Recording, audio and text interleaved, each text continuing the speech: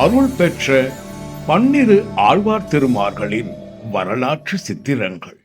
ஆழ்வார் திருமார்களின் வரிசையில் இரண்டாவதாக பூதத்தாழ்வார். கடல் மல்லையின் கரைகளில் மோதும் மலைகளின் நாதம் ஓய்ந்ததில்லை. எத்தனையோ யுகங்களாக இந்த நாதம் ஒலித்துக் கொண்டேதான் இருக்கிறது. இனியும் எத்தனை யுகம் வந்தாலும் அது ஓயப் போவதில்லை. அதே போலத்தான் தமிழனின் பக்தி அலையும் ஓசையும் பற்பல வடிவங்களில் யுகாந்திர காலத்திற்கும் ஒலித்துக் கொண்டேதான் இருக்கும். இப்பக்தியை பாமர மக்களிடம் கொண்டு போய் சேர்க்கும் பொருட்டு மனித குலத்திற்கு தேவைப்படும் போது நாம் பார்த்து அதிசயப்படும் வகையில் சில பக்திமான்கள் அவதரித்துக் கொண்டுதான் இருக்கிறார்கள்.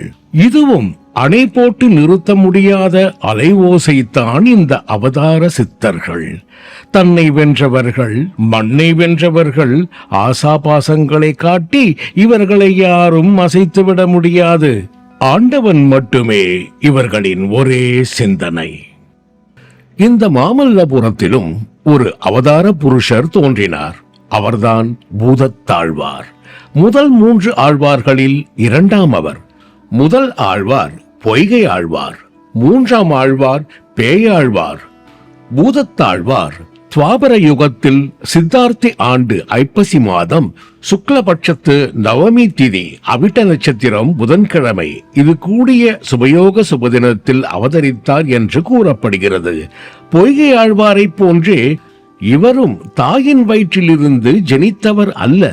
இவர்கள் அவதரித்தவர்கள், அதாவது அயோனிஜர்கள், இயற்கையாக பிறந்தவர்கள் அல்லர்.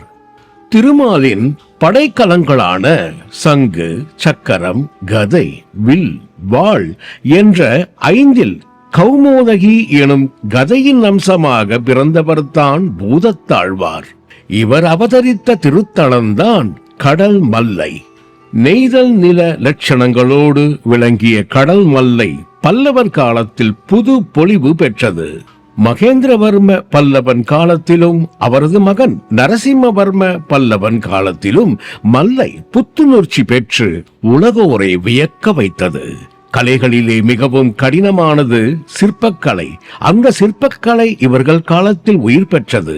அர்ச்சுனன் தவம், பஞ்சபாண்டவர் ரதங்கள், ஒற்றைக்கல் யானை, கடற்கரை கோயில் போன்ற சிற்பங்கள் இன்றளவும் காண்போரை பிரமிக்க வைக்கும் கலை பொக்கிஷங்கள் ஆகும். முழுமையடையாத சில சிற்பங்களும் இங்கு உண்டு. 2ஆம் புலிகேசியோடு போர் புரிய வேண்டிய நிர்பந்தம் இந்த சிற்பங்கள் உருவாகும் போது பல்லவர்களுக்கு ஏற்பட்டதால் சிற்ப வேலைகள் தடைப்பட்டதாக சொல்லப்படுகிறது. தலைச்சிறந்த பல்லவ மன்னனான நரசிம்ம பல்லவனுக்கு மகாபலி என்ற ஒரு பட்டப்பெயரும் உண்டு. அதன் பொருட்டே கடல் மல்லைக்கு மகாபலிபுரம் என்ற பெயரும் ஏற்பட்டது. மல்லை நகரின் கடல் அலைகளின் அழகுக்கு அழகு சேர்ப்பது போல் விளங்கியது கரை நெடுக உயர்ந்து நிற்கும் தென்னை மரங்கள். ஆதி காலத்தில் இங்கு வாழ்ந்த மக்கள் கல்வி அறிவு பெற்று விளங்கினார்கள்.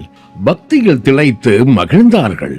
அன்றைக்கு மக்களுக்கு இருந்த ஒரே மனமகிழ்ச்சி நிகழ்வு கோயிலுக்கு போவதும் அங்கே அனைவரும் கூடி நின்று இறைவனை கும்பிட்டு மகிழ்வது மட்டுமே. ஆண்டவனுக்கு சாட்சி மகிழ ஆங்காங்கே பூச்சோலைகள் செழுமை கூட்டி நின்றன. இந்த மலர்கள் பரப்பும் மனம் அப்பகுதியை கந்தர்வலோகமாக்கியது. மனம் பரப்பும் மல்லிகை கூட்டத்தின் நடுவில் ஒரு குறு கத்திக் கொடி படர்ந்திருந்தது. அந்த குறு கத்திக் கொடியில் ஒரு அழகான நீல மலர் காண்போரை கவர்ந்திருக்கும் வண்ணம் பூத்திருந்தது. அதன் வித்தியாசமான மனமும் காற்றில் கரைந்து ஒரு வினோத மனத்தை பரப்பியது. இந்த நீலோர்பவ மலரில்தான் பூதத்தாழ்வார் சிசுவாகி ஒரு அவதாரம் எடுத்தார்.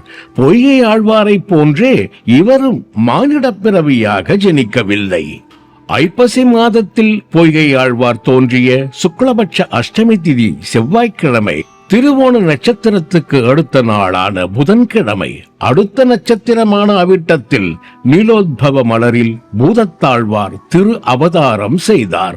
இந்த அவதார புருஷர்கள் லோக ஆசாபாசங்களுக்கு அப்பாற்பட்டவர்கள். திருமாலின் திருவடிகள் மட்டுமே அவர்கள் தேடும் பொருளாக அமைந்தது. பூதத்தாழ்வார் திருவரங்கம், திருமாலிருஞ்சோலை, திருக்குடந்தை, திருக்கோட்டியூர், திருவேங்கடம் போன்ற திருமாலின் உறைவிடங்களுக்கு சென்று அவரை வழிபட்டிருக்கிறார். தன் உடலை பூதமாக கருதி அதை திருமாலுக்கே அர்ப்பணித்து விட்டதால் அவர் பூதத்தாழ்வார் என்றே அழைக்கப்பட்டார். அகமும் புறமும் அத்தனையும் திருமாலுக்கே என சமர்ப்பணம் செய்தார்.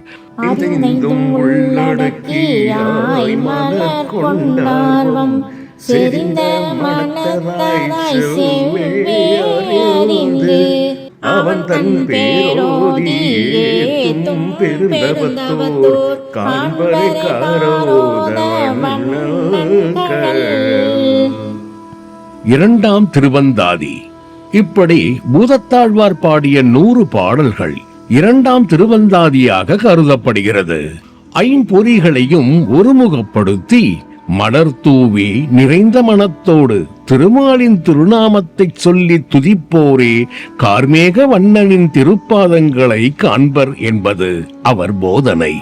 அத்தியூரான் புன்னையூரான நிமணியும் துத்தி சேனாகத்தின் மேல் துயில்வான் முத்தி மறையாவான் மா கடல் நஞ்சுண்டான் தனக்கும் இறையாவான் எங்கள் பிரான்.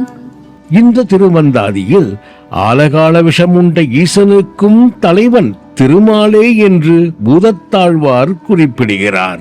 இதனால் இது சிவபெருமானை தாழ்த்தியும் திருமாலை உயர்த்தியும் சொல்லப்பட்ட செய்தியாக நாம் இதை ஏற்றுக்கொள்ளக் கூடாது. பொய்கையாழ்வாரும் தன்னுடைய முதல் திருவந்தாதியில் திருமாலும் சிவபெருமானும் வேறு வேறு ஆனவர்கள் அல்ல என்று குறிப்பிடுகிறார். பூதத்தாழ்வாரும் அதே கருத்தை உடையவர்தான்.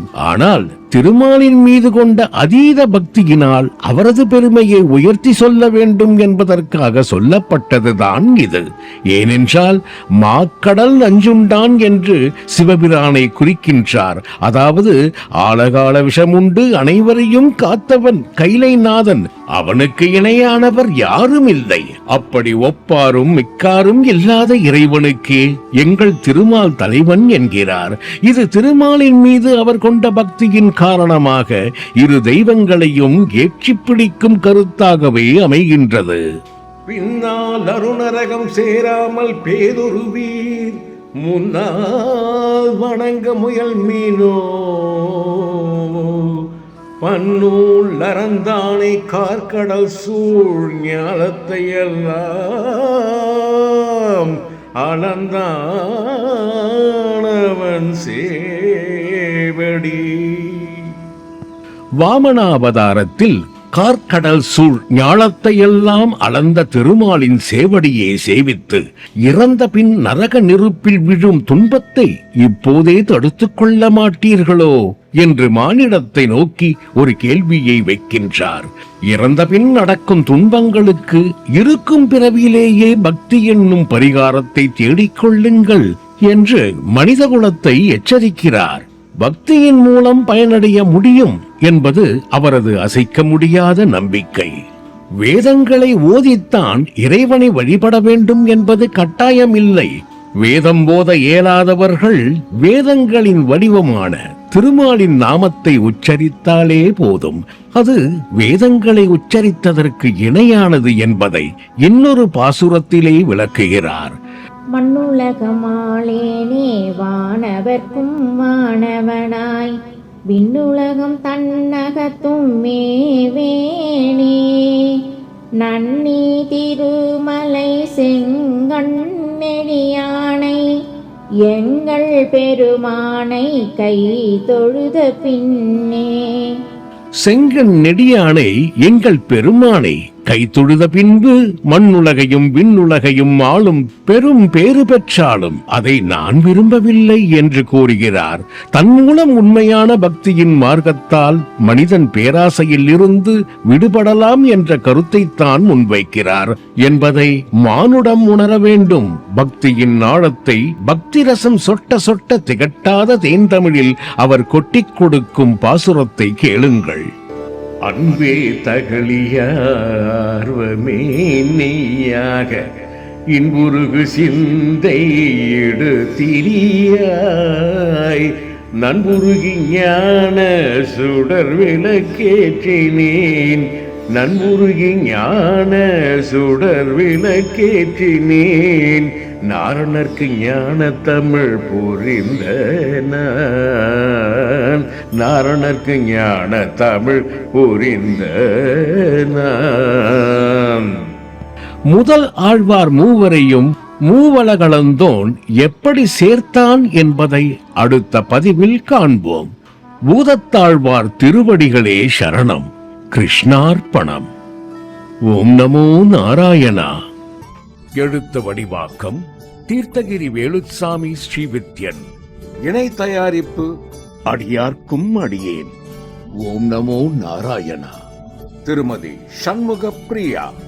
இயக்கம் நம சர்வமங்களா ஸ்ரீ ராஜராஜேஸ்வரி. ஓம் ஸ்ரீ சதாசிவ பிரம்மேந்திராய. ஓம் நமோ ஸ்ரீ ராகவேந்திரரின் ராஜ இந்திர பிரவீன். எமது அடுத்த வெளியீடு பேயாழ்வார். சுபம்.